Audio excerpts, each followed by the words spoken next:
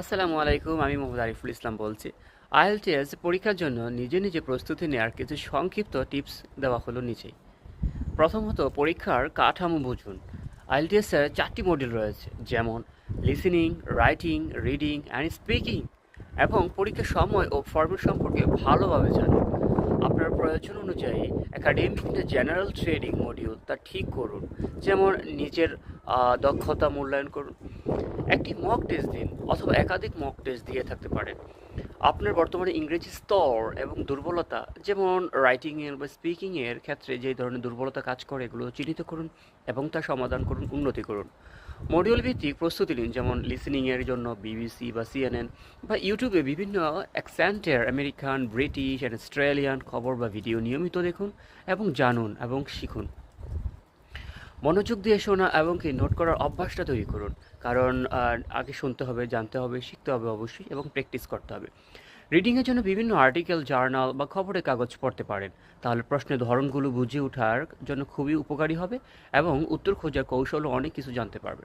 রাইটিংয়ের ক্ষেত্রে যেমন টাস্ক 1 এবং টাস্ক 2 এর জন্য নির্দিষ্ট কাঠামো রয়েছে, স্ট্রাকচার বা শব্দভাণ্ডার রয়েছে, ভোকাবুলারির ব্যবহার রয়েছে, তা সম্পর্কে আপনাকে অবশ্যই জানতে হবে এবং তা প্রয়োগ করতে হবে। আবার স্পিকিংয়ের ক্ষেত্রে ইংরেজিতে কথা বলার অভ্যাস করুন, সম্ভবত হলো একজন বন্ধুর সাথে, নিজের সাথে, অথবা আয়নার সামনে কথা বলুন, অথবা ভিডিও রেকর্ড করে নিজের দুর্বলতাকে উন্নত করুন, অথবা উন্নয়নে সাধন করার চেষ্টা করুন বা প্র্যাকটিস করার চেষ্টা করুন। সাধারণ বিষয় বা শখের বিষয় বা বর্তমান ঘটনা নিয়ে কিছু কথা বলার চেষ্টা করুন বা প্র্যাকটিস করুন। নিয়মিত অনুশীলন করার চেষ্টা করুন। আইএলটিএস এর অফিসিয়াল বা ভালো মানের টিপস বা ম্যাটেরিয়ালসগুলো ব্যবহার করার চেষ্টা করুন। প্রতিটি মডিউলের জন্য একটি দৈনিক রুটিন তৈরি করুন, তা মেনে চললে খুবই ভালো হয়, এবং দুর্বলতাগুলো উন্নতি করার চেষ্টা করুন। যে মডিউলগুলোতে আপনার স্কোর কম আসছে সেগুলোতে আরও বেশি সময় দিন এবং মনোযোগ দেওয়ার চেষ্টা করুন, তাহলেই আপনি অনেক বেশি উন্নতি করতে পারবেন।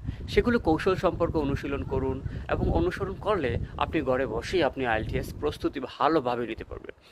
আর আপনার কোনো নির্দিষ্ট মডিউল, যেমন রাইটিং নিয়ে বিস্তারিত টিপস প্রয়োজন কিনা, অথবা স্পিকিং নিয়ে যদি কোনো স্পেশাল প্রয়োজন হয়, তাহলে অবশ্যই কমেন্ট করতে পারেন এবং আমাদেরকে জানাতে পারেন। Thank you for watching this video. Best of lakh.